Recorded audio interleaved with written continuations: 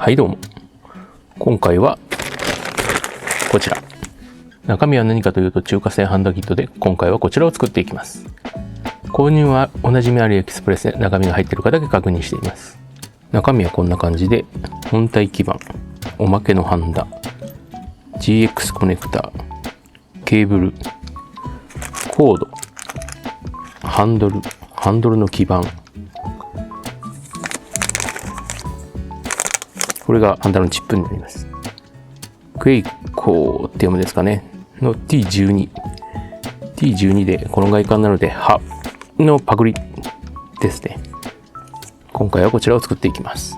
このキットは他に電源12から 24V、ケース、スイッチなどの好きな部品、ハンダゴテを作るためのハンダゴテが必要になります。用意した材料を紹介していきます。まずは電源、DC コネクタ、電源の接続に使います。スイッチ、オンオフですね。ゴム足、あとはコード。でケースなんですけど、ケースは他に 3D プリンターで作ることにします。デザインはこんな感じ。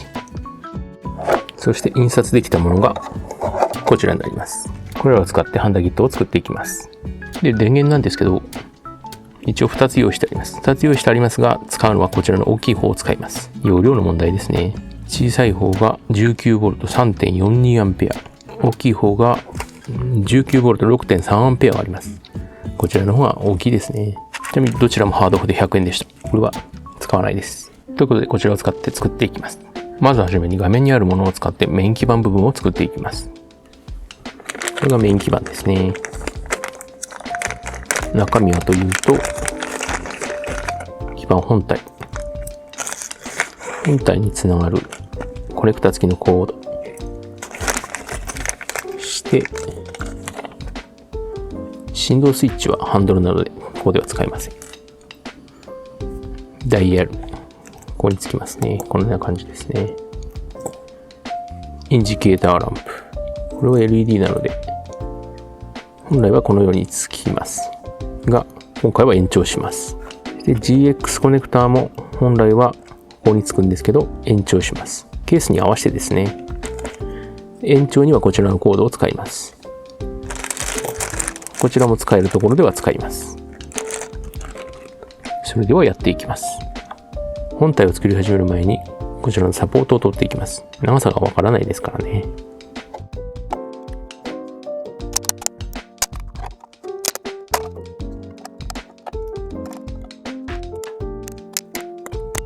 このケースに本体がこんな感じではまるようになっています。実際は今はまりませんけど、穴は後で調整します。スイッチはここですね。で GX コネクタはこちらにつきます。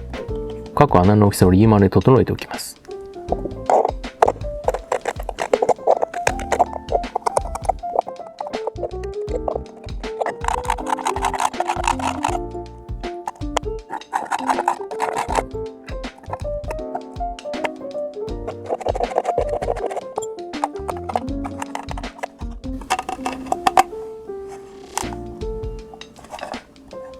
こんな感じでつきます。あとこっちですね。これが DC ジャックの穴になります。これはまりそうな気が。これもはまりませんね。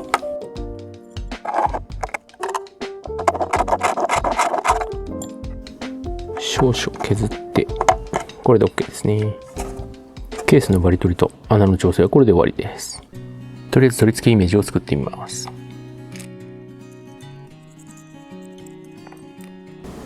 まずはメイン基板がこんな感じにつきます。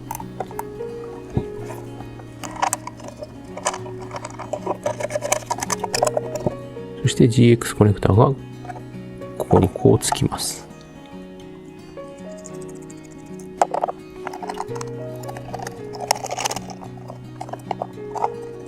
そしてスイッチが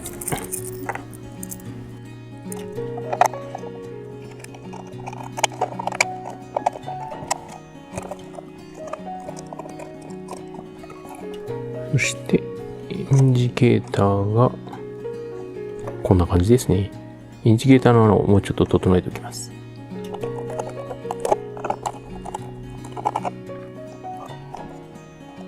こんな感じですね。これに合わせてコードを作っていきます。メイン基板からコネクタや LED を伸ばすために延長しておきます。端子は5本で、コードもちょうど5種類あるので、それぞれ使っていきます。長さは、これぐらいあれば十分ですね。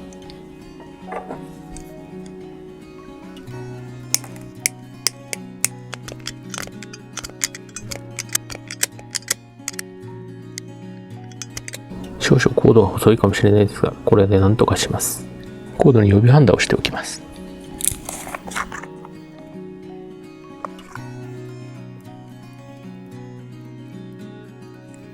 予備ハンダが終わったのでコネクタに取り付けていきます。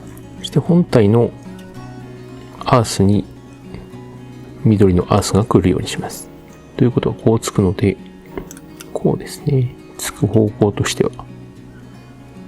なので、一番端子がアースになるんだと思います。これに数字が振ってあります。まずアースから取り付けていきます。これ逆の方がいいですね。こう入るはずなので、出した状態でハンダ付けしないとダメですね。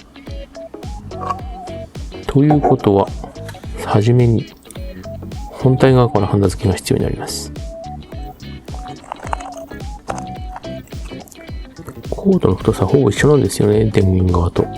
なので、なんとかなりそうです。コードをハンダ付けしていきます。とりあえずこの辺にフラックスを塗ったくっておきます。まずはアースから。本来はコネクターの端子の太さなのでガバガバになります。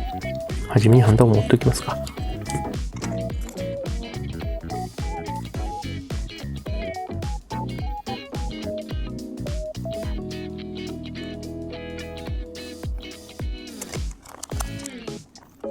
この状態でやります。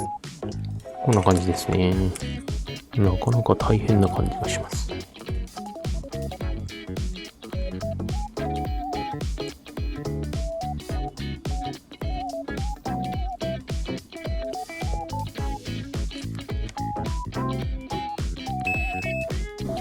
この2本一緒ですね。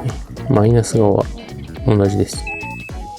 なので、白と黄色を一応マイナスにしておきますね。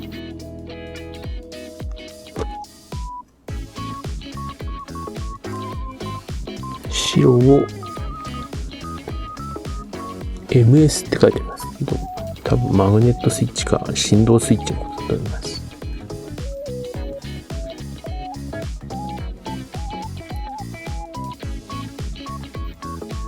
こんな感じで完成です。ついでに LED も延長しておきます。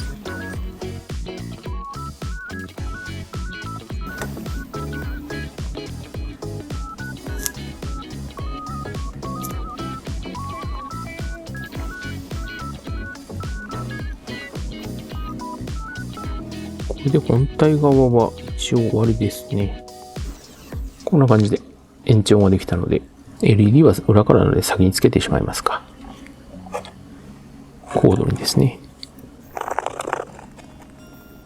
長い方がプラス、短い方がマイナス。とりあえず長すぎるので、こんな感じですかね。とりあえず忘れずに収縮チューブを通しておきます。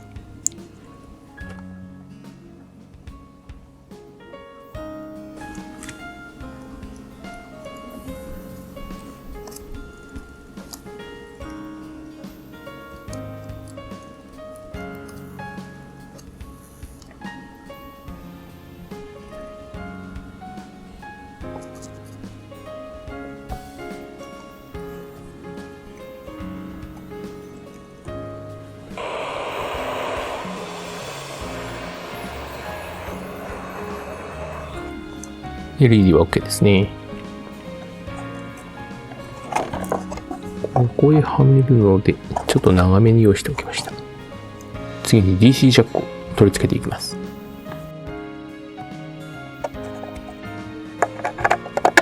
こんな感じではまります。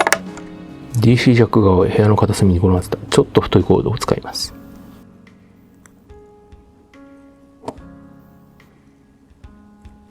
こちら側はプラスですね。こっちがマイナス。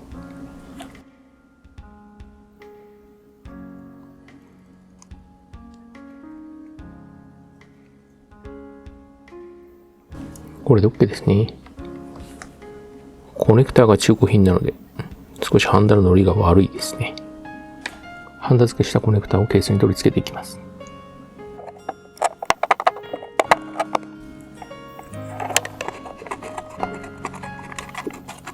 これで OK ですね。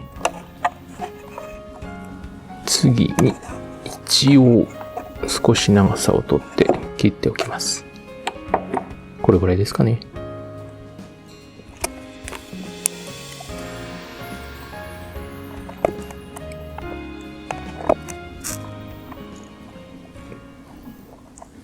今回もう一つキットを用意したんですが、こちらですね。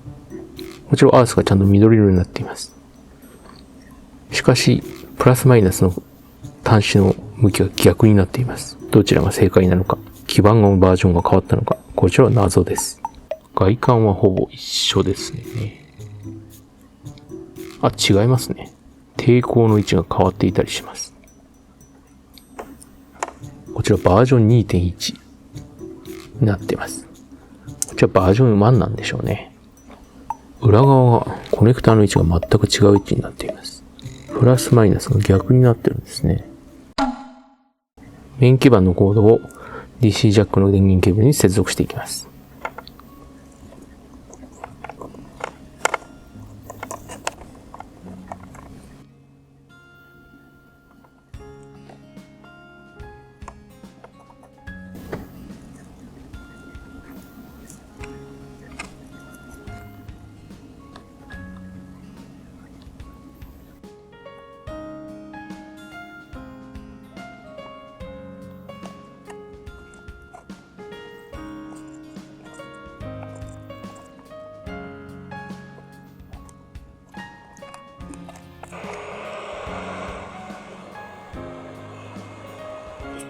これで接続は OK ですね。一応なんですが、ケースに穴を開けてアースを作っておきます。アース取り付けに使うのはこちら。ネジと圧着端子ですね。本来は圧着端子の圧着に専用のものを使うんですが、AB さんでも大丈夫でしょう。100V を使うわけではありません。こちらも少々延長します。延長は、この緑で。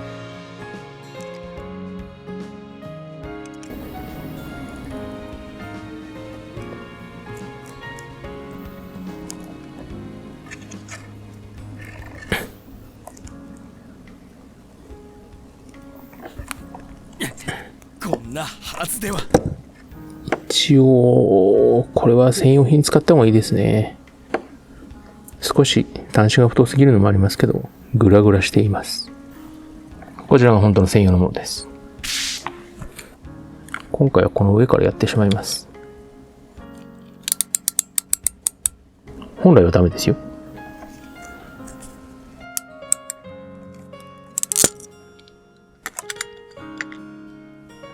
これで OK ですね。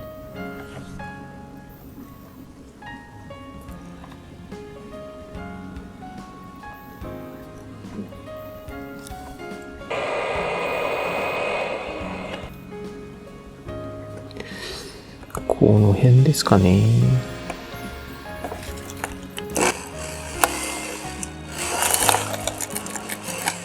積層がバリバリになりますね、これ。このフィラメントあんまり良くないですね。こんな感じで取り付けておきました。まあ大丈夫でしょう。基板とコネクタをハンダ付けしていきます。忘れずに、コネクタ取り付けのナットですね。入れておきます。こうですね。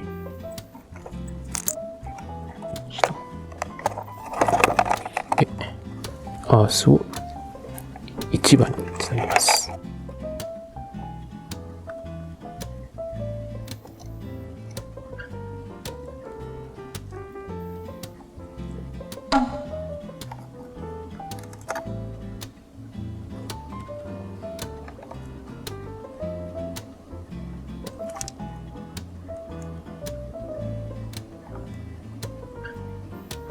緑、赤、白、黄色、黒。大丈夫ですね。これでコネクターのハンダ付け終わりですね。下からこんな感じでつきます。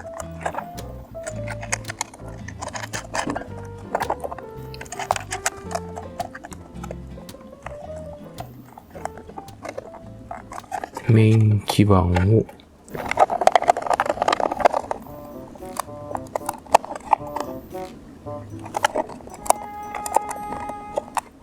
シャを入れて、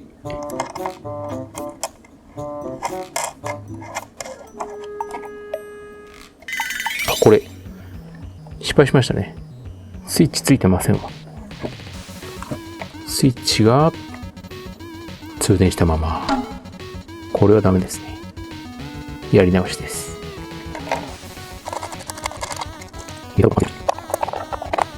とりあえず、プラス側にスイッチをつけるので、こちらを切り落とします。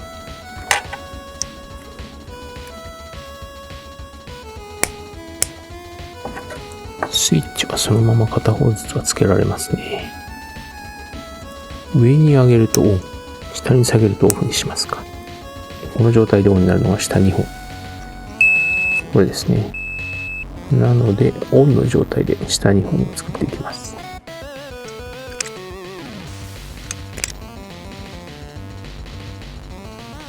スイッチの電源側を作っていきます。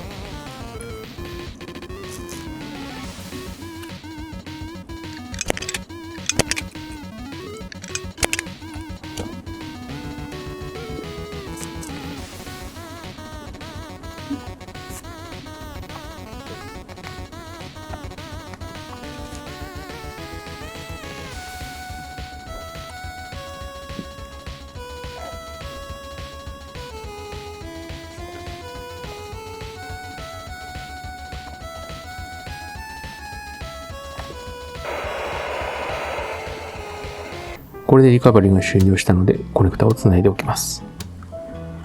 バージョン1、2を間違えないようにしないとダメですね。こちらはそうですね。バージョン2のもの、2.1 のものですね。これをつないで、プラスマイナス。そしてこれをケースに入れると。そしてワッシャーを入れて、これですね。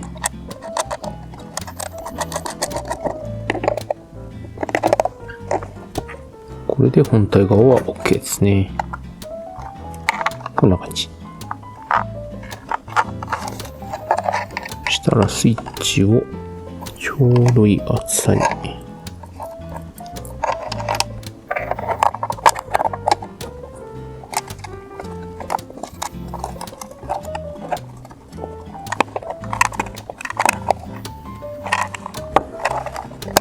こんな感じですね。もう片側は同じなのでスキップします。もう片方側も完成しましたね。で、こっち側の LED を付け忘れてたので今付けておきます。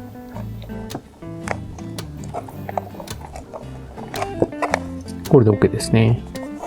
中身はこんな感じです。結構なスパゲッティ状態になっています。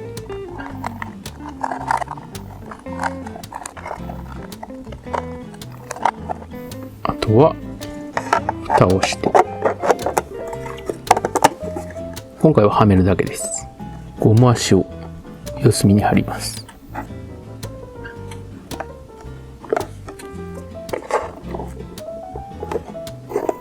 ダイヤルをつけます。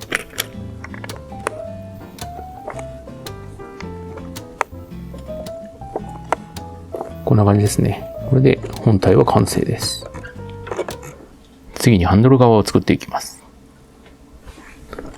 まずは忘れそうなこの振動スイッチをつけておきますね。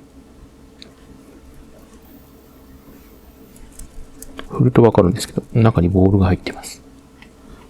これでスリープとかを感知するようです。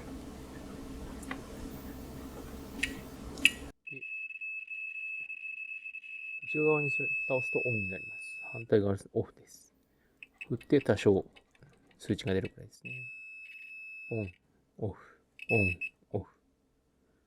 なので、こ固定台に挿すときこの向きに挿すので、こちら側をコード側、こちら側をチップ側につけます。取り付けるのはこちらの基板。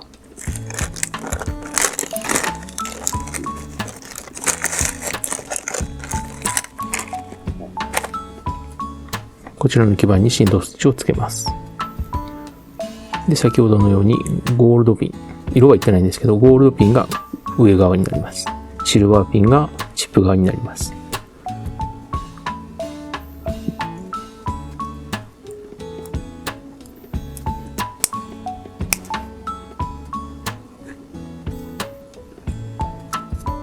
こんな感じですね。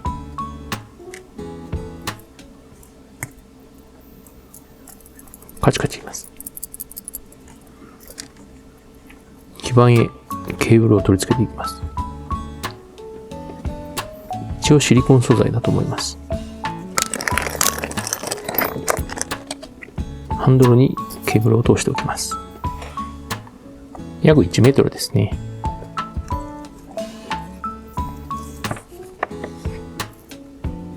皮膜を少しだけ剥いておきます。結構シビアなんですよね。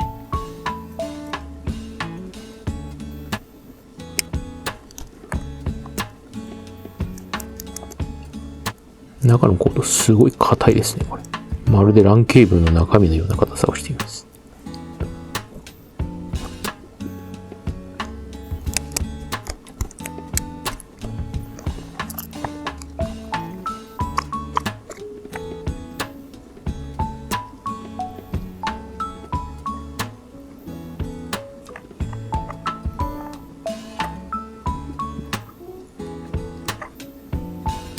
基板に取り付けていきます。プラスが赤、A が青、アースが緑、B が白、マイナスが黒って感じですね。こうつない、下からつないで起こす感じにしますか。まずはプラスからハンダ付けしていきます。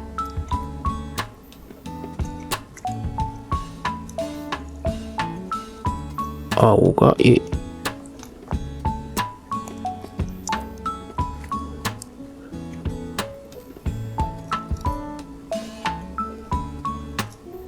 アースを緑、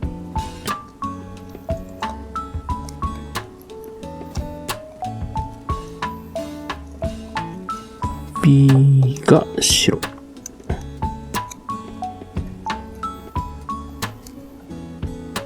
マイナスが黒、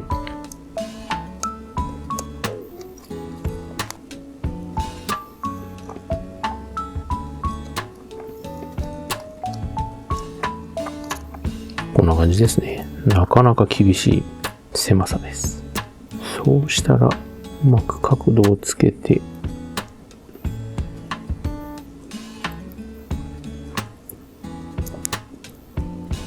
こんな感じですかね。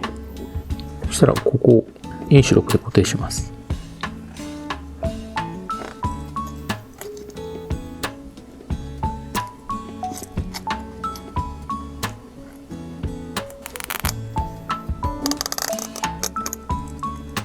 かなりしっかりめに固定します。こんな感じですかね。で、切り落とす。基板側がこれで完成です。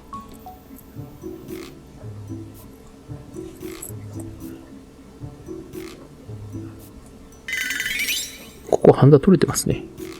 この部分。こんな感じです。ハンダの質が悪すぎるっていうのがあるかもしれないです。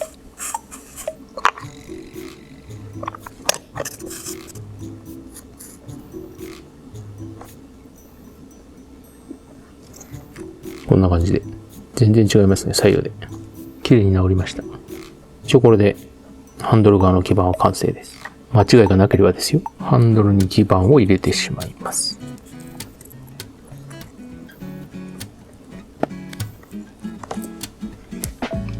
こんな感じですね。キャップをしておきます。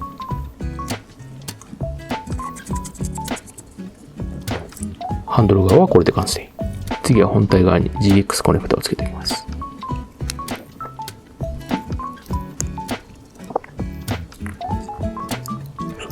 で回すと。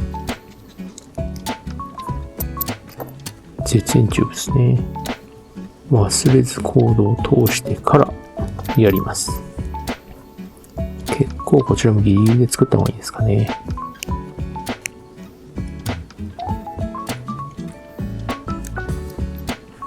ちなみにこのペンチ、片側を包丁のように研いであります。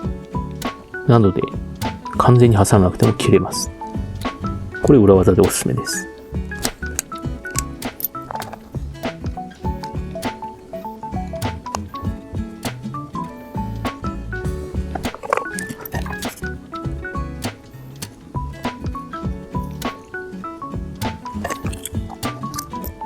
忘れそうなこちらも入れておきます。コネクターにハンダ付けをしていきます。くぼみの左から1、2、3、4、5ってなってますね。カラーでいくと緑、赤、白、青、黒ですね。で繋いでいきます。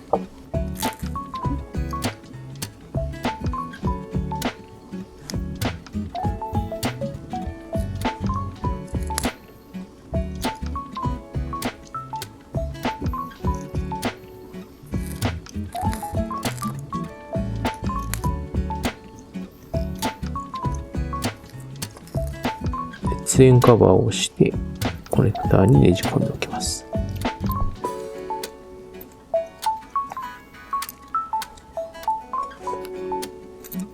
そしてここをねじ止めすれば完成ですね。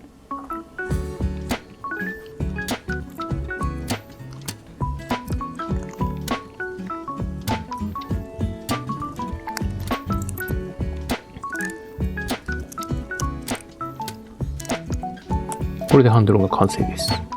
もう片方のハンドルまで作り終えたので動作確認をしていきます。まずはハンドルにチップを取り付けますね。今回用意したチップはこちらの2種類。ILS、BC2 になります。先端はというと、こんな感じですね。ILS が尖っていて BC2 が少し平らになっています。こちらボールペンですね。比較するとこんな感じの太さになっています。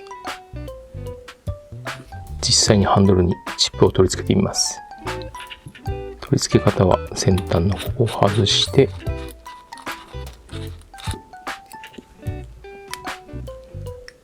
差し込むだけです。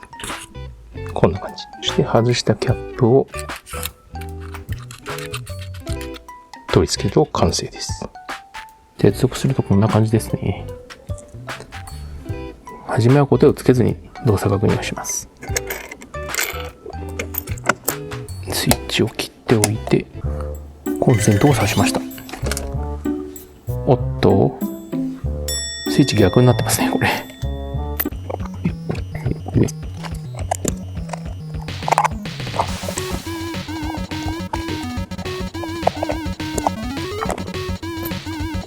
これでスイッチは正常になりました。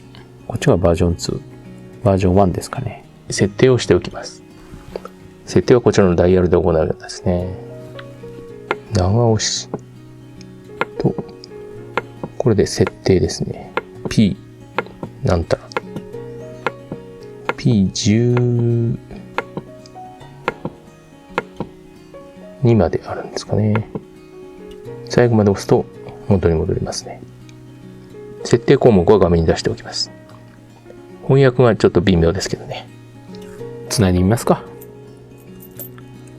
まずは左側が上ですね。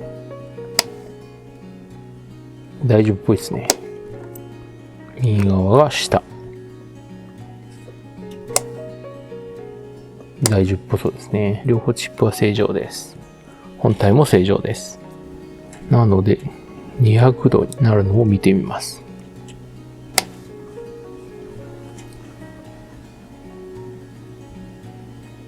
200度で止まるはずです。止まりますね。今200度のはずです。スポンジに、水のついたスポンジにつけると結構正確に出ますね、温度。次は下側。こっちですね。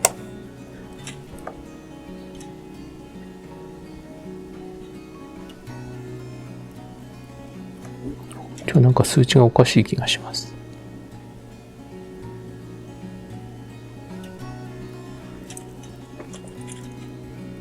安定しづらいだけで大丈夫ですね。実際の小手先の温度がわからないので、専用のものではありませんが、こちらの熱電椎を使って測ってみます。こちらが熱電椎ですね。専用のものは3本のセンサーになっています。人間の温度でも10倍上がりますね。板を用意しました。ここに熱電椎を置いて押し付けるように測ります。だいたい222度ぐらいですかね。実際構造上、中に入っている熱電椎と外側の熱電椎では温度が差があるのでしょうがないですけどね。十分使える範囲だと思います。こちらが上側の温度ですね。次は下側の温度を測ってみます。こちらちょっと先が細いので測りにくいかもしれないですね。下側もだいたい220度ぐらいですね。次、ハンダの乗りを見ておきます。おまけでついてきたハンダですね。やってみます。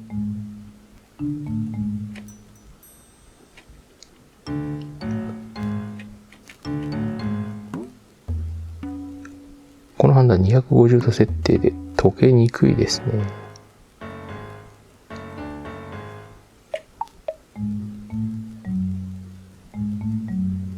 付属品のハンダはあまり使い心地が良くないですね。普段使っている発光のもので試しています。スズ 60% のものですね。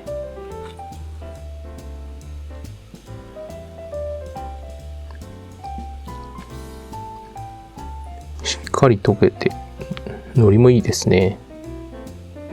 これなら十分使えると思います。温度設定がしっかりできているので、特に酸化もしなさそうですよね。これは必要に応じてチップを買うのもありかもしれませんね。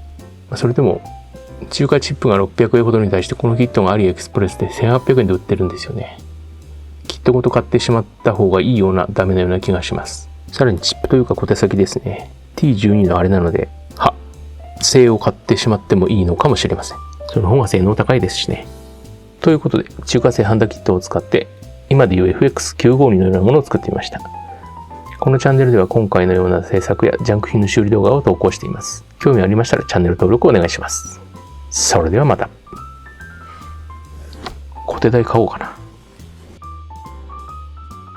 買ってしまった。発光純正の FH300 ってやつですね。こちら結構重めでおすすめです。この鋳物でできてるんですよね。重さは特にないですね。しかしかなり重厚感あります。ちなみにこちら700円ぐらいです。安くておすすめ。